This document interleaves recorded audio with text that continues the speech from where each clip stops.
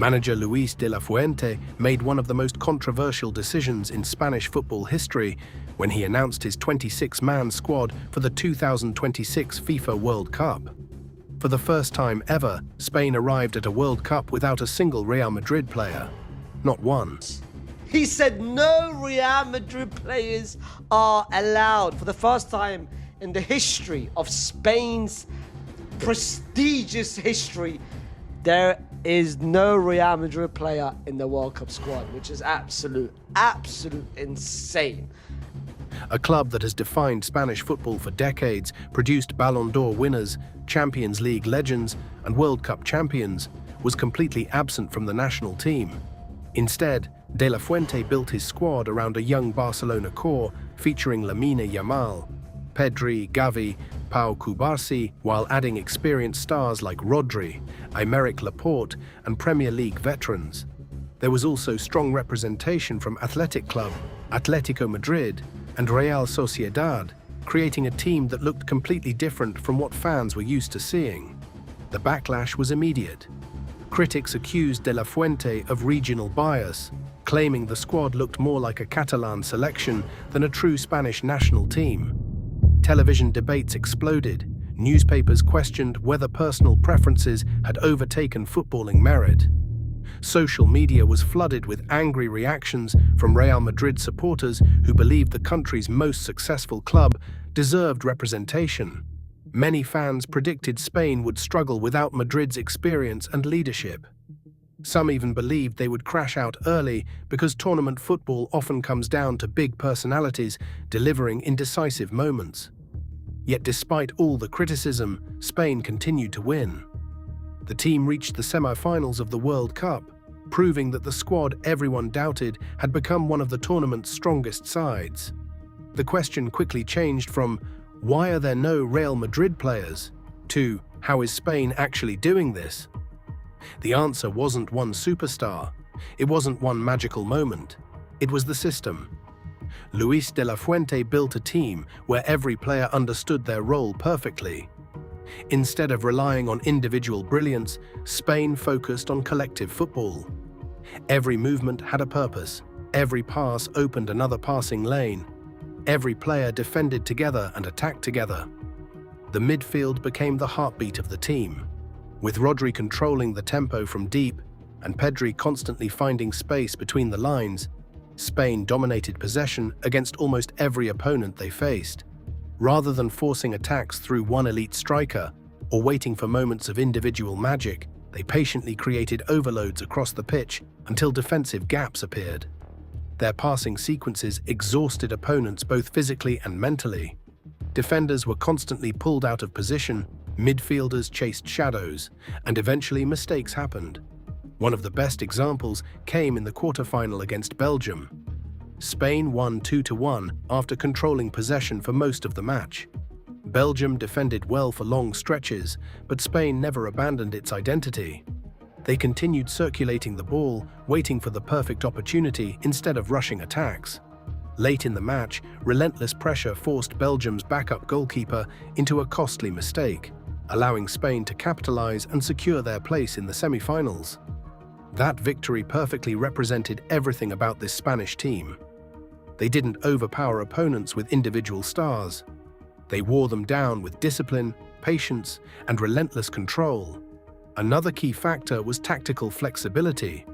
While many people still referred to Spain's style as tiki-taka, this version was much more aggressive than the one that dominated international football more than a decade earlier. Possession wasn't an end goal, it was a weapon. Spain moved the ball quickly, attacked vertical spaces whenever possible, and immediately pressed to win possession back whenever they lost it. The high press became one of their biggest strengths. Opponents rarely had time to build attacks because Spain's forwards and midfielders immediately surrounded the ball, forcing turnovers in dangerous areas. This constant pressure created scoring opportunities without needing individual brilliance. It also protected Spain's defense by preventing opponents from building momentum. Defensively, Spain became one of the tournament's biggest surprises. While many expected the lack of Real Madrid defenders to hurt them, the opposite happened. Their defensive organization became one of the strongest in the competition. Every player contributed without the ball. Wingers tracked back. Midfielders closed passing lanes. Fullbacks pushed forward only when the structure behind them remained secure. This collective defensive effort allowed Spain to concede very few chances throughout the tournament, creating one of the best defensive records at the World Cup. The squad's depth also became a major advantage. Luis de la Fuente repeatedly emphasized that modern tournaments are won by substitutions rather than starting lineups. Fresh players entering during the final 30 minutes often changed the flow of matches. Spain's bench wasn't filled with famous global superstars, but it was filled with players who perfectly understood the tactical system. Every substitute could immediately maintain the same tempo, pressing intensity, and positional discipline as the players they replaced. That consistency made Spain incredibly difficult to play against over 90 minutes, because opponents became exhausted while Spain continued introducing fresh legs without sacrificing quality. The Barcelona influence played an enormous role in this success. Many players had already spent years playing together at club level, developing chemistry that simply cannot be created during short international training camps. Their understanding of each other's movements allowed Spain to play faster than almost every opponent. One-touch passing, overlapping runs, positional rotations, and pressing triggers all happened naturally because these players had repeated those patterns countless times before arriving at the World Cup.